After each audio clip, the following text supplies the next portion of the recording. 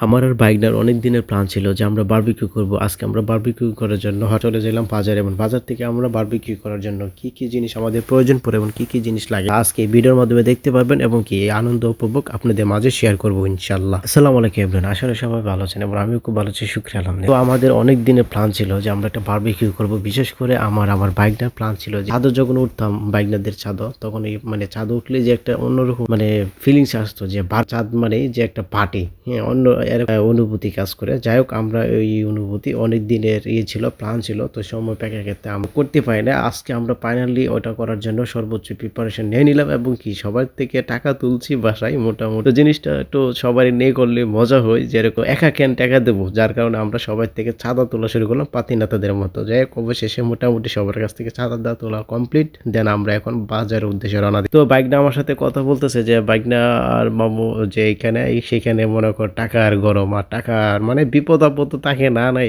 আর এখানে টাকা শুধু টাকা থাকে। যাই হোক, এখানে ফিলিপিডে এখানে আসছিলাম, এক ছোট ভাইকে বলছিলাম যে ছবি তোলার জন্য।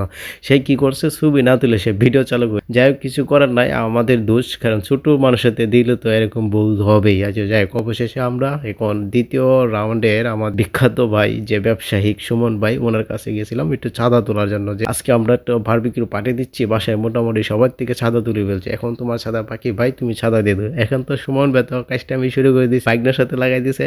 হৃদয় বলতেছে না মামু তুই দেলা, তুই সেই হ্যান ত্যান, হ্যাঁ এলাকা বুঝাই দিতেছে, ভিতরে বুঝাইতেছে যে তুই বেটা বাইক না, তুই বেটা ভার্সিটিতে এসে পড়স, তোর মাসে ইনকাম প্রাইভেট টিউশনি মিলে অনেক ইনকাম, তুই বেটা ছোট ভাই, হ্যাঁ এই তারা খাওয়াবি, তুই ইয়ে করস। যাই হোক, অবশেষে আমরা রওনা দিয়ে দিলাম কাজটা বাতি টাকা নিয়ে। হঠাৎ করে আমার বন্ধুর সাথে দেখা, বন্ধুর সাথে কিছু কথাবার্তা বলতেছিলাম, বন্ধুরে জিজ্ঞাসা করতেছিলাম বন্ধু তোর অর্ডারের কি অবস্থা। বন্ধু বলতেছে এই তো আছে আলহামদুলিল্লাহ ভালো। যাই আমরা এখন বাজারের দিকে যাচ্ছি, বাজারে ঢুকে যাব।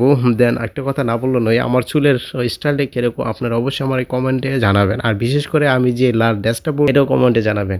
এটা আমি আপনাদের কাছ থেকে জানতে চাচ্ছি যে আমার ড্রেসটা কিরকম। তো আমার ফ্যামিলি লোকে তো আমার এই ড্রেসের সম্পর্কে অনেক মন্তব্য করেছে। যাই হোক, এগুলো আর নাই বলি। দেন আমরা এখন বারবিকিউর জন্য নেটেছি, যেটা নাকি ওই যে রূপে। দেন ওইখানে ফাইনাল পরবর্তীতে আমরা একটা দোকানে পাই, এই দোকান থেকে আমরা নেটটা নিয়ে নিই। তো নেটটা বলতেছে নাকি চাইতে ছুটটা যাবো। দেন হৃদয় আটকাইতেছে গুণাগুলা কিভাবে আটকাবে, তারপরে একটা একের পর এক টিপ দিয়ে গুণাগুলোকে আটকানোর চেষ্টা করতেছি। দেন আমরা এইভাবে পারতেছি না, পরে ভাই আইসা আমাদেরকে প্লাস দিল যে প্লাস দা মুরসা দেন, হাতে ব্যথা পাবেন না, প্লাস দা মুরসা দিয়ে ইয়েগুলো আটকে দেন, তাহলে গুণাগুলো আর ছুটবে। দেন আমি এইভাবে ট্রাই করতেছি, আটকাচ্ছি গুণাগুলো, পরে ছোটে না। দেন আমরা এই দিক থেকে আইসা পরে আমরা মুরগের দোকানে গেলাম মুরগ নেওয়ার জন্য।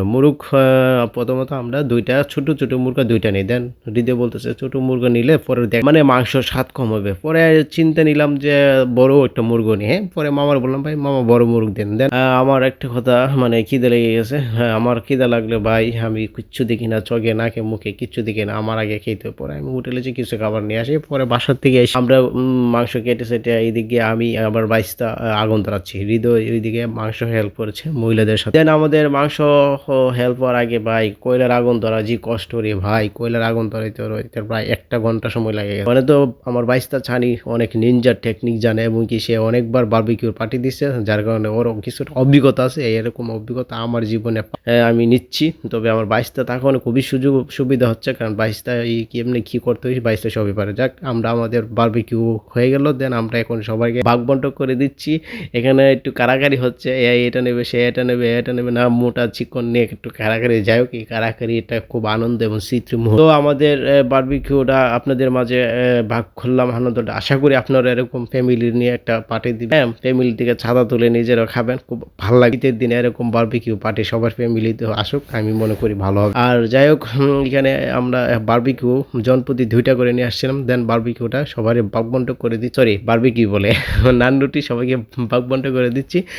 নান রুটি মানে রুটিটা অনেকের পছন্দ। দেন নান রুটিটা আমারও অনেক ভালো লাগে। নান রুটি যে মানে পাউরোটা চিক অনেক ভালো লাগে। এখানে যাই হোক, আমি আমার ভাগনা আমাদের বাগে কম পড়ছে, কারণ যাই কিছু করার নাই। আজ এই পর্যন্ত, আসসালামু আলাইকুম।